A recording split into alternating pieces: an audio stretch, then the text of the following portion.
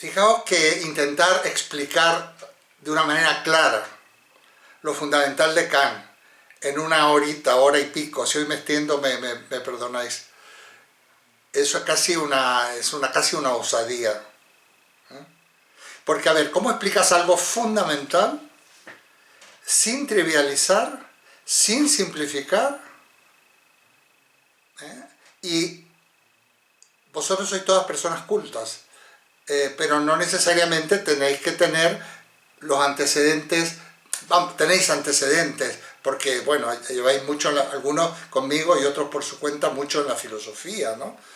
Pero como la formación que tenemos es heterogénea, que eso es lo que hace interesante al grupo, porque no se trata de nivelar, se trata de que cada uno desde su perspectiva pueda seguir estas cuestiones.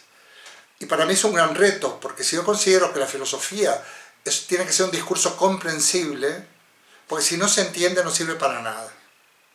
No sirve para nada. Y yo pretendo que se entienda. Entonces, que haya un grupo heterogéneo me resulta muy estimulante, ¿no? Muy estimulante.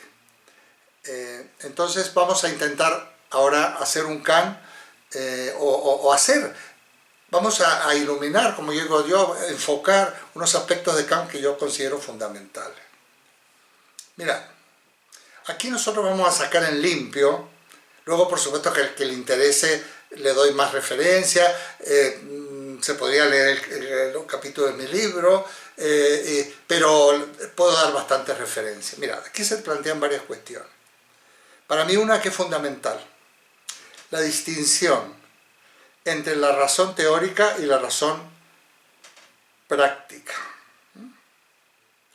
Tengo que aclarar, Kant es un filósofo que además, si quien tuviera la paciencia de leerlo, él hace siempre lo siguiente: entiendo por ejemplo diría, entiendo por razón tal cosa, entiendo por... Él va a explicar el sentido que le da a los términos que va a usar.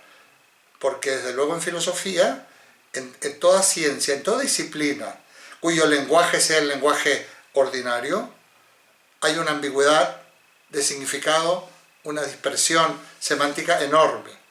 Por eso las ciencias, uno de los grandes aspectos de la revolución científica es cuando se adopta el lenguaje de las matemáticas. Entonces, una fórmula física, en química, por supuesto en matemática, una ecuación, lo entiende cualquiera, que sepa, claro, que tenga las claves para captar ese mensaje. Sea chino, hable japonés, sea español, argentino, italiano. ¿Por qué? Porque las fórmulas, el lenguaje formal de la matemática o de la lógica, pero normalmente es la sintaxis lógica. Por ejemplo, las fórmulas químicas. Me acuerdo cuando aprendíamos a formular, pues estábamos aprendiendo una sintaxis.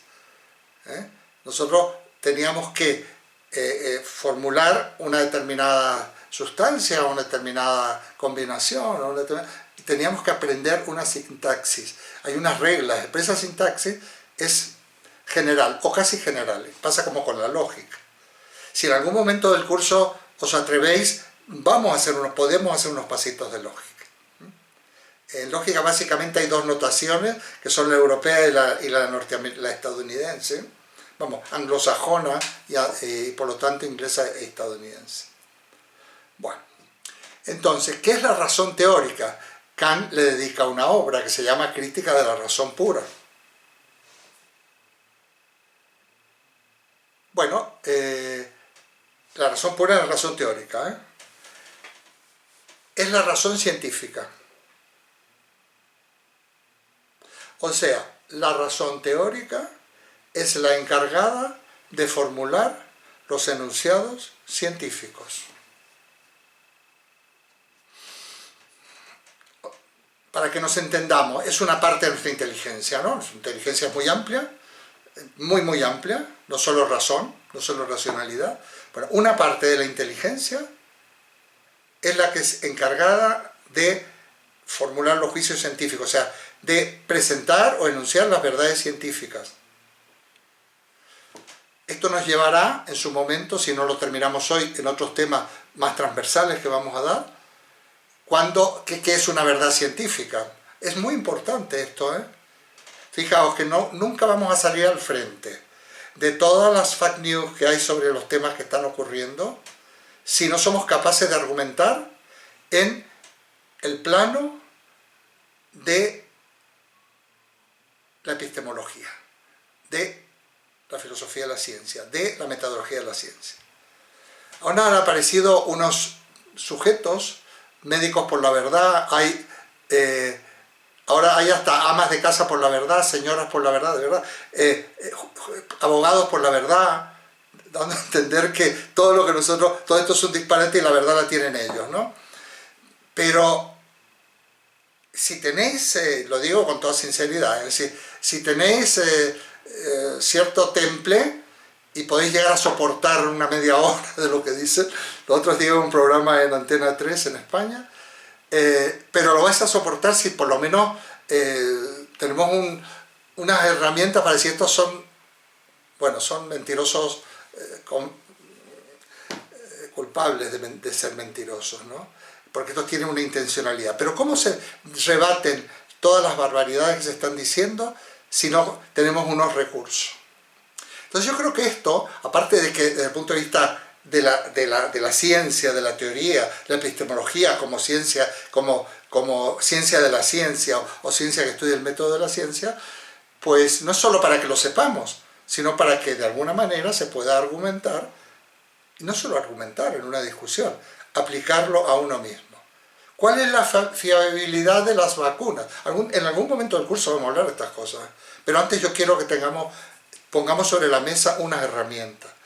¿Cuál es la fiabilidad de las vacunas? ¿Cuál es la soviética, la Pfizer, la otra, la Moderna? Tenemos que hablar. Tenemos que hablar. Bueno. No quiero seguir con este tema, pero entonces, la ciencia es el resultado, o sea, la razón teórica es aquella que formula los enunciados científicos,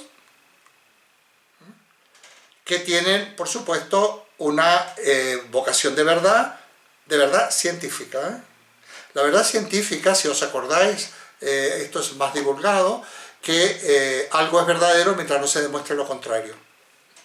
Así de claro. O sea, las verdades científicas no son rígidas, son dinámicas, van cambiando, van evolucionando y admiten, porque si no, si algo que es rígido, imaginaos una torre, una zona sísmica como es Mendoza, que por cierto ha habido un terremoto hace poco, ayer o anteayer, pues si algo es rígido, eso se va a romper.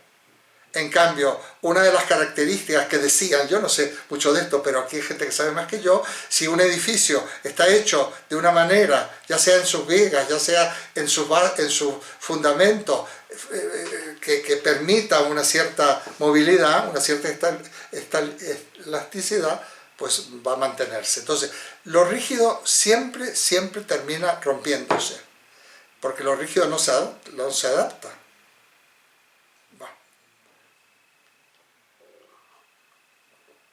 Entonces, cuando nosotros formulamos una verdad teórica, una verdad científica, es porque, bueno, podemos tener confianza en formulaciones, digamos, comprobadas, serias, contrastables, publicadas en revistas de calidad y perfectamente homologadas, en fin, o pensadores que, bueno, confiamos en ellos. Nosotros no podemos ser científicos de todo, ¿eh? Como muchos seremos especialistas en la disciplina a la que nos dedicamos. Pero para que un enunciado sea verdadero desde el punto de vista de la ciencia, tiene que cumplir unos requisitos. Hay unos pasos. El famoso método experimental, que no es el único, claro, me acuerdo ya de jovencito, en el bachillerato. Observación, experimentación, bueno, una cierta manipulación, una cierta observación, o una primera observación incidental, una observación más en condiciones óptimas para poder manipular, medir y demás y aplicarle variables. se formulan hipótesis, esas hipótesis hay que demostrarlas, si no se demuestra se desecha, y si se demuestra vas cumpliendo con una serie de pasos hasta poder formular una ley, pero una ley siempre es una función de verdad. Entonces siempre hay que, como de ciertas disciplinas, ciertas ciencias, como las ciencias, digamos, como que yo les llamo de la gran física, método la química y todo esto, pues van a ser formuladas en el lenguaje formal propio de esa disciplina, ¿no? Y entonces, y realmente hay variables que si yo, por ejemplo, el agua hierve a 100 grados, nunca hierve a 100 grados. ¿Es verdad o mentira? No, a ver, el agua 100 grados tendría que ser en condiciones de agua pura, a nivel del mar, con una serie de características. El agua nunca hierve a 100 grados. Pero es importante que sepamos decir, nosotros variamos el nivel del mar, variamos la composición del agua, pues que sería una variable, pues podríamos ir reformulando y sabemos que nos va a que va a hervir o a los 99 o a los 101. Yo cuando le explicaba esto a gente joven y no joven, decía, me ponía a hablar de los espaguetis, de la pasta. ¿Cómo hacéis los espaguetis? Bueno, las respuestas que me daban eran increíbles, ¿no? Hay gente que lo echaba en agua fría. Entonces, pero los que lo hacían bien, ¿cómo hacen los espaguetis tú, María Inés? A ver, cuenta a un marciano, dile, voy a hacer espagueti, ¿qué tiene que hacer? Pon el micrófono. Pon el micrófono.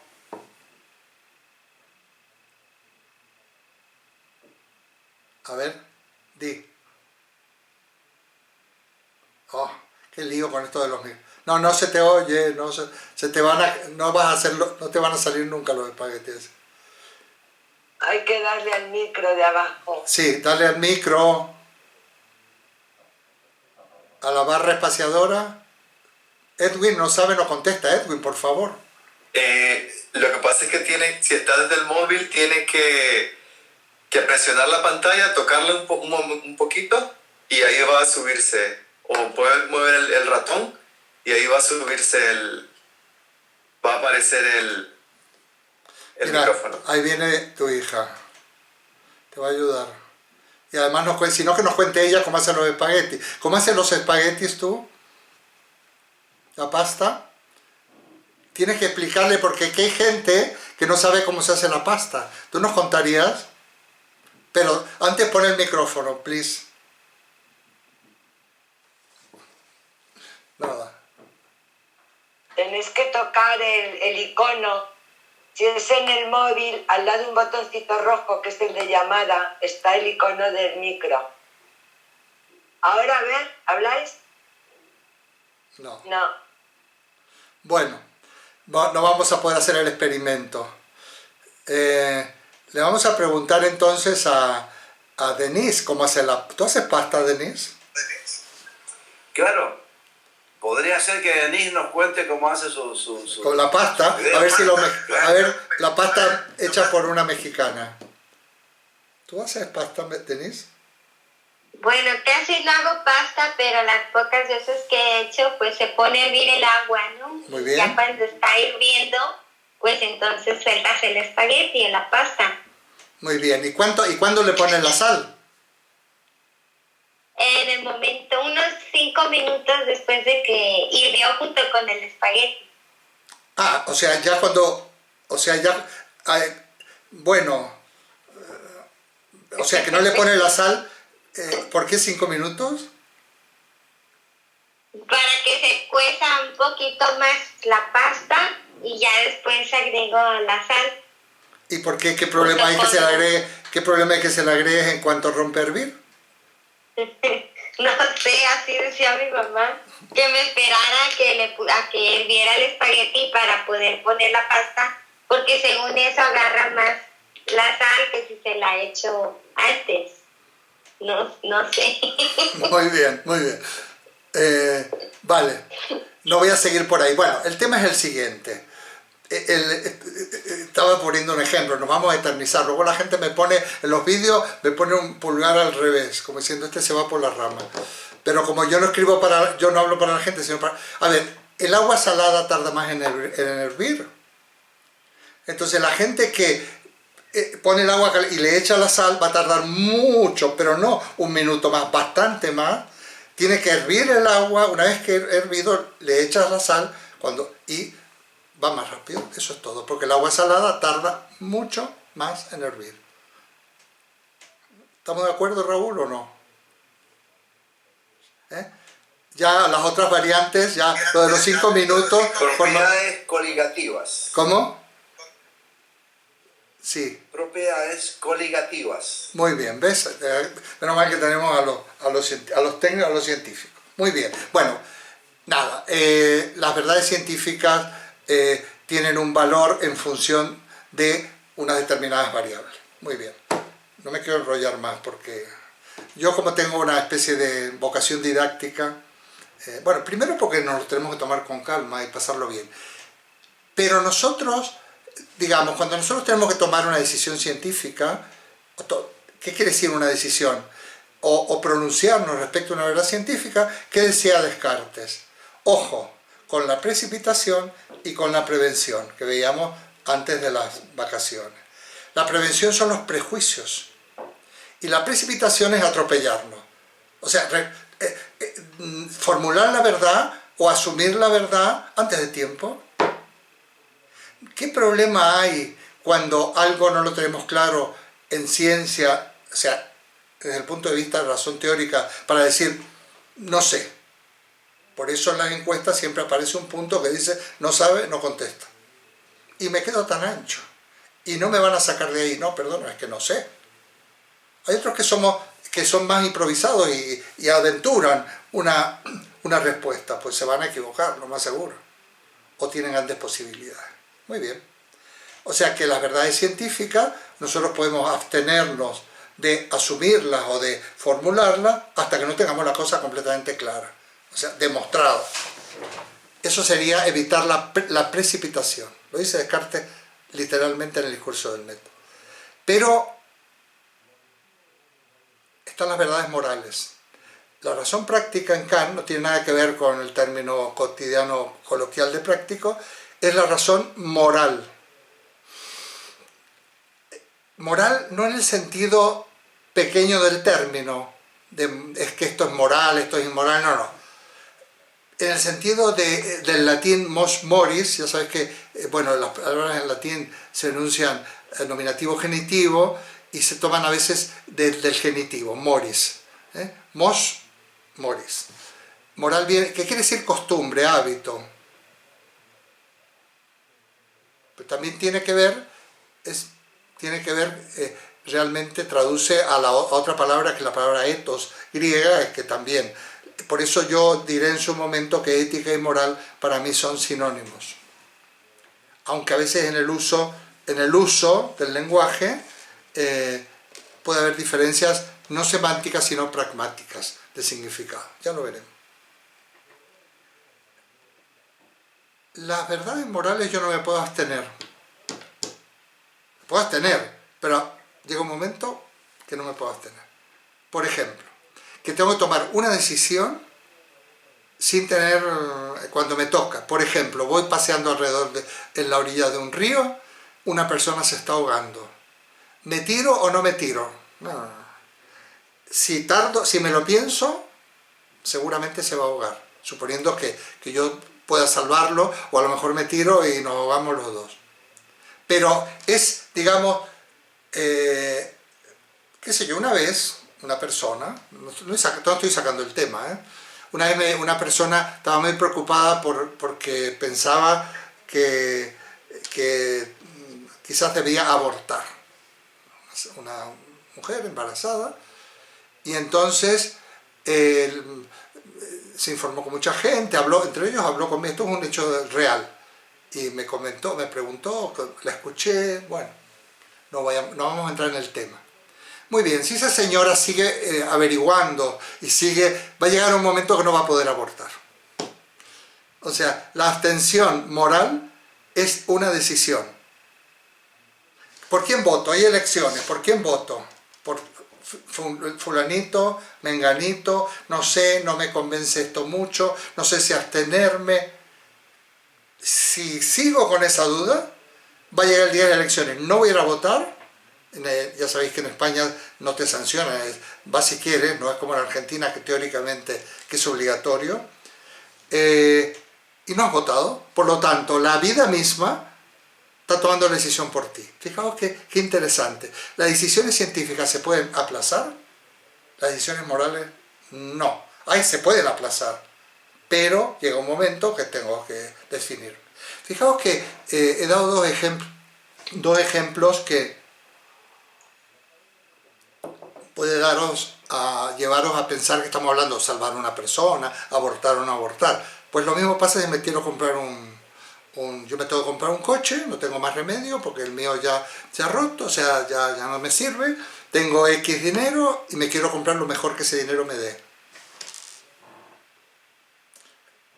Hombre, hay una parte de eso que tiene que ver con la razón teórica, no voy a ser tan tonto, yo voy a tratar de poner sobre la mesa, comparar un poco, tengo 20.000 euros, es lo máximo que me puedo gastar, a veces merece la pena, ¿no? Que hoy en día los coches son muy parecidos por segmentos, pero entonces entran, qué sé yo, lo estético, en fin, el equipamiento, características.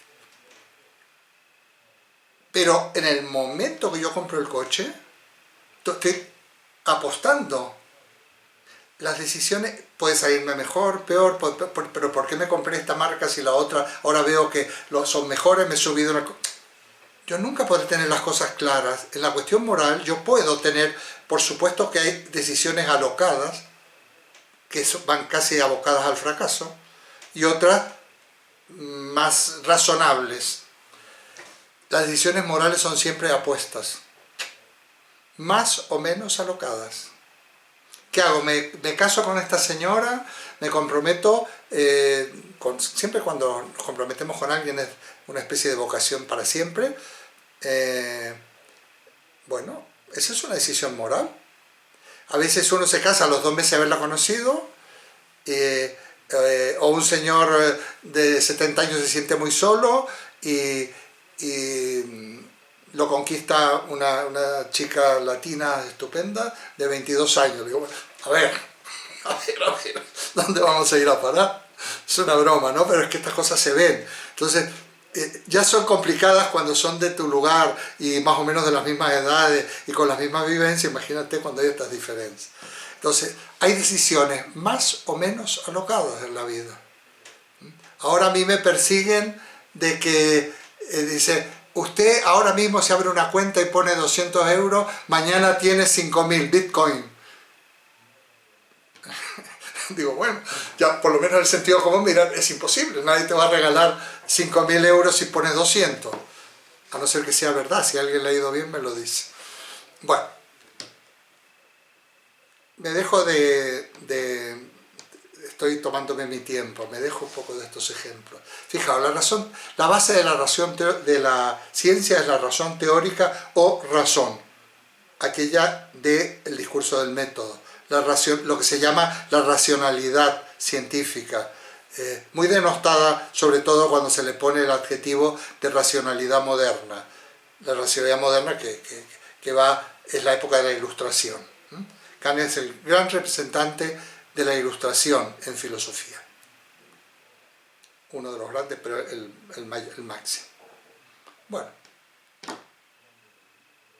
ya vamos a entrar en cuestión.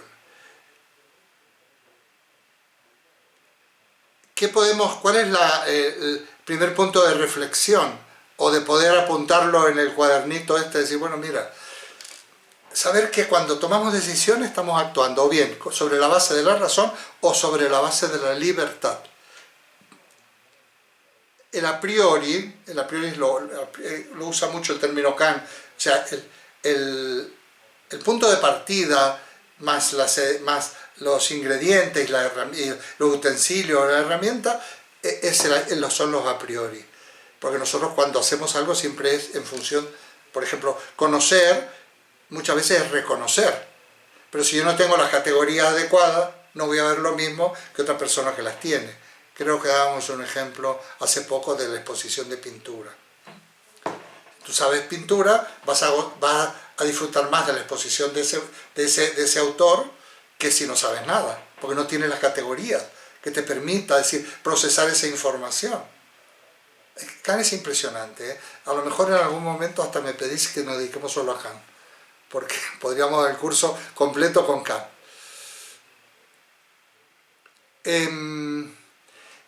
Y el a priori, la base, el fundamento de los juicios morales es la libertad. De ahí que, digamos, es lo que le llamaban luego los idealistas alemanes posteriores a Kant, la espontaneidad del sujeto. El sujeto, ese sujeto que puede tomar decisiones y que debe tomar decisiones basadas en la libertad. De ahí que, por ejemplo, para Kant, ya lo veremos si nos da tiempo, de una acción, una conducta, una acción, si no es libre, si está condicionada, nunca podrá ser una acción moral. Por ejemplo, vamos a poner un ejemplo conocido, sobre todo clásico de la formación cristiana. Si yo hago el bien para ir al cielo o para librarme del infierno, esa no es una conducta moral. Ah, es inmoral. No, es neutra, no tiene valor. No tiene valor. Porque estoy condicionada, mi libertad está condicionada por el deseo de ir al cielo o de evitar el infierno. Kant pone un ejemplo, que no nos vale mucho, pero una persona que pide una limosna. Imaginamos, no había metro, que salimos del metro, aquí en Madrid hay un señor que pide, está ahí para que la gente le pone moneda. Entonces, ¿qué hacemos? Bueno, aparte de que, no voy a entrar en la teoría de que la limosna lo que hace es perpetuar, no voy a entrar en eso. A veces damos de todas maneras monedas. Yo suelo llevar en el coche estas monedas. Cuando me bajo el que está y tengo unas monedas ahí que no sé qué hacer con ellas, se las doy. No le doy una monedita, hay un afortunado que es como una máquina, se lleva una bolsita de monedas. Luego las tendré que contar y cambiar. ¿Pero a quién le das esas monedas? Bueno, pues al que te cae bien, te dio pena. Ah, entonces si no te da pena no le vas a dar nada. Porque según Kant, las cosas hay que hacerlas por deber, no por pena o por todo lo contrario, porque es que si no, no hay una paz social posible. Si yo hago las cosas, por ejemplo, hacía años, me acuerdo me pasó en Mendoza, en algunas cosas están más adelantados, mi ciudad natal, en otras menos. Me acuerdo que me decía alguien, iba yo en el auto, y me dice, ponte el cinturón, porque aquí ponen multas. Ay, sí, perdona, me lo puse. Aquí ponen multa, vamos a ver. El cinturón de seguridad en el coche no hay que ponérselo porque te ponen multa, sino porque te salva la vida. Yo una vez choqué y soy un superviviente de haber usado el cinturón de seguridad. No, vamos a tirar la basura, cada cosa en su sitio, los plásticos, los cartones, los papeles, la materia orgánica. Es que te van a multar. No es por eso. Es porque vivimos en sociedad. Entonces, el que tiene incorporado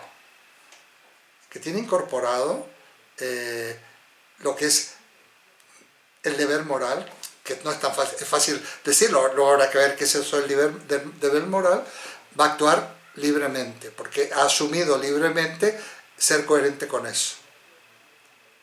Por ejemplo, no hay cosa peor,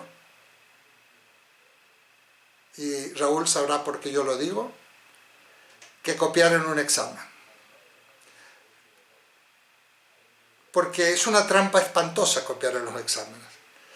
Y el que copia en los exámenes desde jovencito se acostumbra a hacer trampas en la vida. Ojo, otra cosa es que si hay un examen absurdo, yo le busque la vuelta ya de adulto y haga la trampa porque está mal formulado. Habría mucho que ver qué es bueno y qué es malo. Estamos en lo mismo. ¿Qué es lo bueno y qué es lo malo? Yo siempre decía, y algunos se escandalizaban, es mucho más leve robar un libro en la librería del Corte Inglés que en la biblioteca pública de mi pueblo. Claro, hay gravedad y a lo mejor en ciertos aspectos no sería lo único malo que tiene de robar un libro en la librería del Corte Inglés es que te pillen. Si no te pillan, pues, te has llevado el libro tan campante. Esto es cuestionable, yo lo sé. Bueno, vamos a dejar esto en reposo. Quiero que al final de hoy o en la próxima tengamos claro qué diferencia hay entre razón teórica y razón práctica, y de paso avancemos un poquito en ambas líneas para ver, por ejemplo, la crítica de la razón pura es una ciencia, es un libro muy interesante porque es una obra de filosofía, de epistemología, en donde Kant fundamenta la física. El fundamento de la ciencia física, las condiciones metodológicas para poder formular un enunciado científico, Kant lo expresa, lo explica en la crítica de la razón pura. Kant es un newtoniano, conoce muy bien la física newtoniana. Por supuesto que también las matemáticas, porque la matemática es la ciencia indiscutida. A lo largo de la historia de la ciencia, es la ciencia indiscutida. Eso no quiere decir que la matemática sea una ciencia exacta. Eso habría otra cosa que ver, porque hay muchas matemáticas posibles. Hay muchas matemáticas posibles. A veces depende de la matemática que se use, puedes solucionar o no una situación concreta.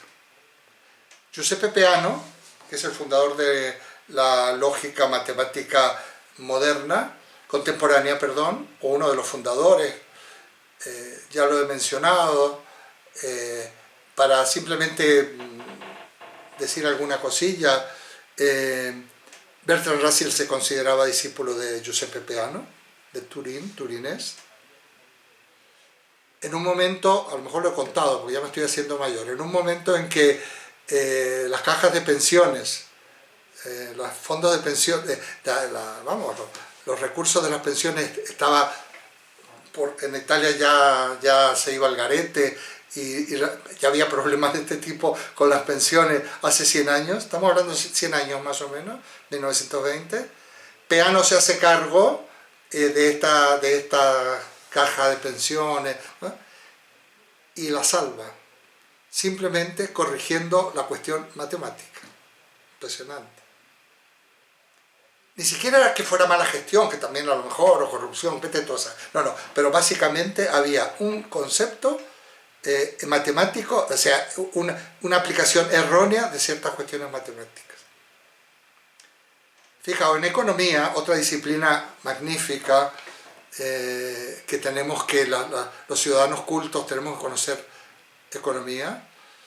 Cuando la crisis del 2008, después de la problemática de las hipotecas subprime en Estados Unidos, este derrumbe de la crisis del 2008, se aplicaron unas medidas en Europa y en otros países del mundo basadas en ajustes tremendos. Eso creó precariedad laboral, desempleo, pobreza, pérdida de puestos de trabajo, recesión económica.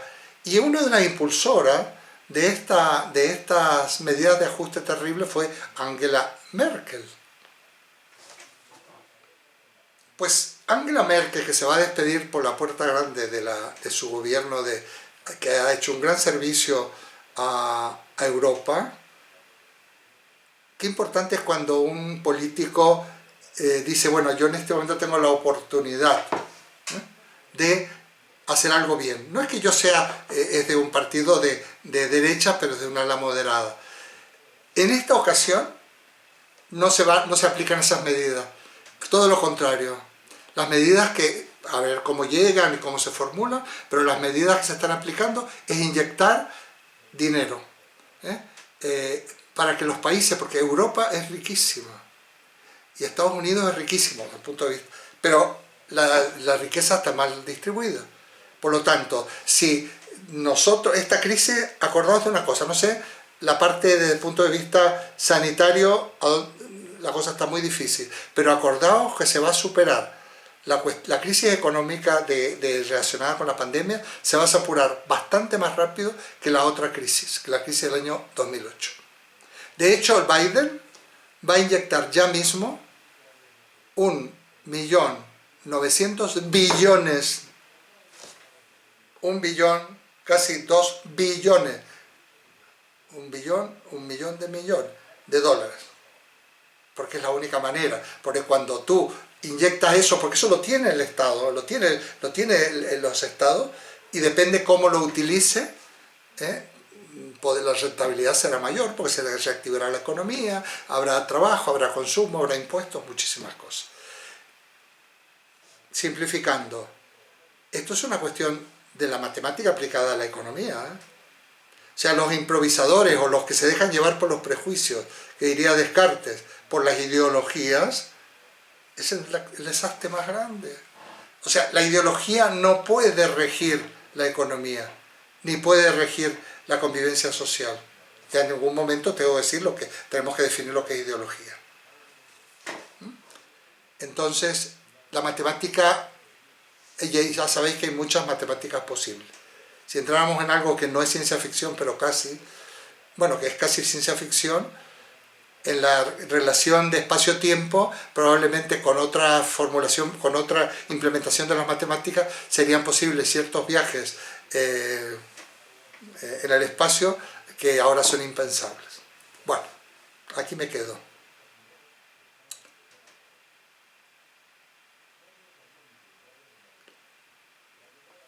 Vamos a, entonces, en algún momento, ir poniendo unas bases, y un esquemita que yo he puesto. Vamos a respirar, y luego veremos lo que es la crítica de la razón práctica, que es la razón moral, el concepto de deber, de imperativo categórico, éticas materiales y éticas formales, etcétera. Que esos son términos, pero que a la hora de la verdad es importante tener en cuenta. Pero hay algo que yo todavía no he mencionado. Y vamos a empezar por eso.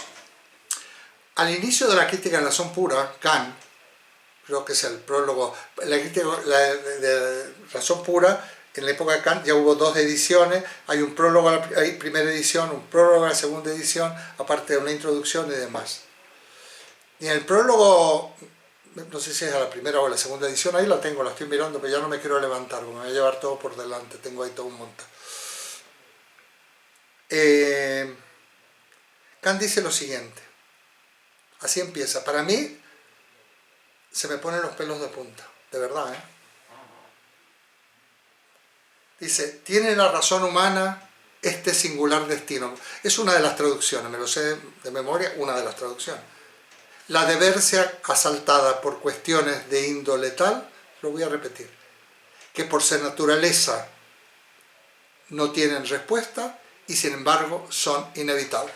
O sea, nuestra razón,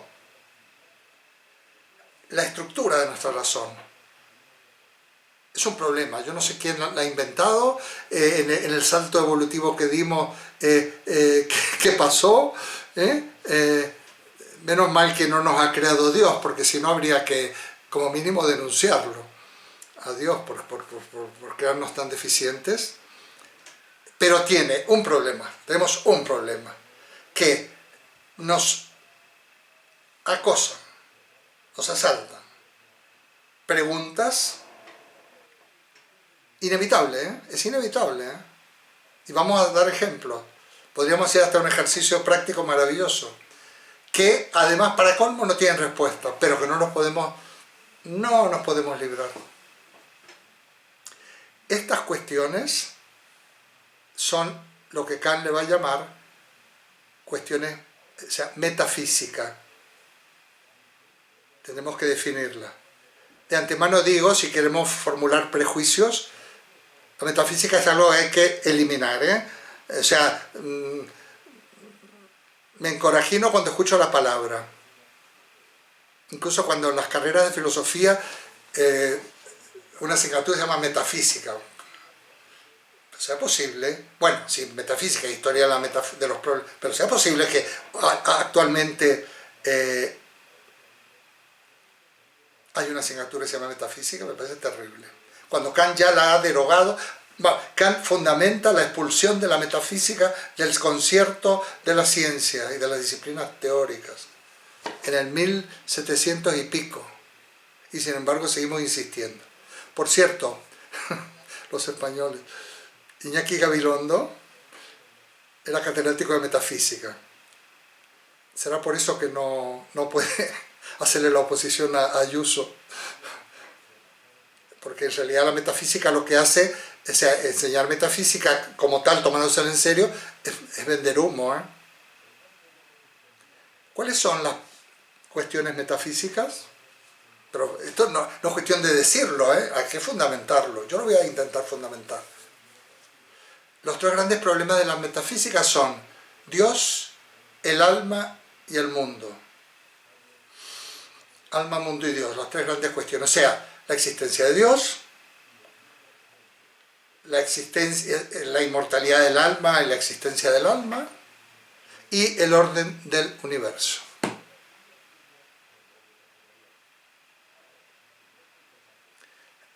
Yo a veces simplifico y digo que una pregunta clásica en la metafísica es ¿qué es primero, si el huevo o la gallina? ¿Qué es primero? Es que a mí me subleva, ¿eh? Pero es inevitable, fijaos, es inevitable, porque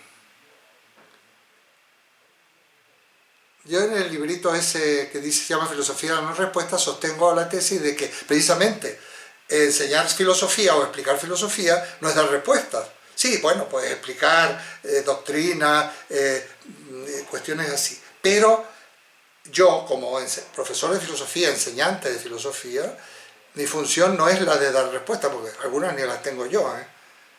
Bueno, la mayoría, la metafísica ninguna. Ni siquiera el tema de Dios habría que hablar. Es un tema, os digo como primicia que estoy escribiendo un libro, no sé cuándo va a terminar, que se va a llamar así, Dios. Dios.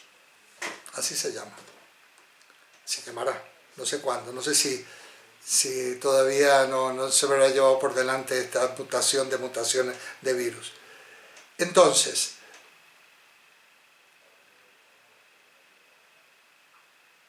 bueno, me he perdido con esto, yo ya estoy ya... Dicen que es una consecuencia del coronavirus.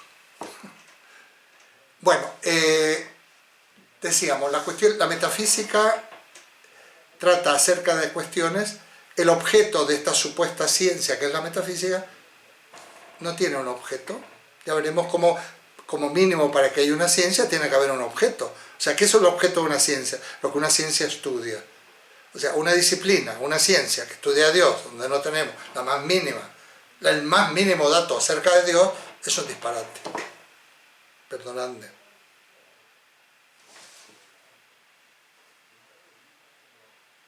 O sea que Kant era ateo. Pues no. Kant, cuando escribe en la Crítica de la Razón Pura, dice que los temas metafísicos no ha lugar para la razón teórica. Sin embargo, Kant formulará la existencia de Dios en la Crítica de la Razón Práctica. ¿Y sabéis cuál es el fundamento? Porque me da la gana, la libertad. Porque dice, y la inmortalidad, es que el texto es precioso, hay un lugar, tiene que haber un lugar allende este mundo, donde el ser y el deber ser, o sea, que se concreten mis aspiraciones, se unifiquen. Porque de lo contrario, mi vida no tendría sentido. Qué interesante, ¿eh? O sea, oye, que... ¿quieres estos tomates con anchoa? No soporto la anchoa. No, mira, la anchoa está buenísima. Además, una fuente no sé, de una serie de nutrientes y omega no sé qué, es buenísima la anchoa. Además está tan desalada. No, no, perdona, es que no me gustan.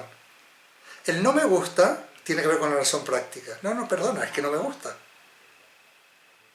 Por eso es interesante cómo la cuestión de Dios, desde el punto de vista de la racionalidad moderna, es una cuestión que crea en Dios el que quiera, y si le viene bien, estupendo, ¿no? Esto es típico de la teología, sobre todo anglosajona, Guillermo de Ockham. La fe, a Dios lo que es de Dios y al César lo que es del César. Bueno, en cualquier caso, las preguntas metafísicas no tienen ninguna solución. Y sin embargo, nos las hacemos continuamente. Hacemos un pequeño paréntesis, me preguntáis cosas, si, o subleváis o nada, o reclamáis, porque a ver si os estoy tomando el pelo, ¿qué está pasando aquí? Muy bien, ¿alguien desea intervenir? Luego seguimos, ¿eh? No es el turno final, pero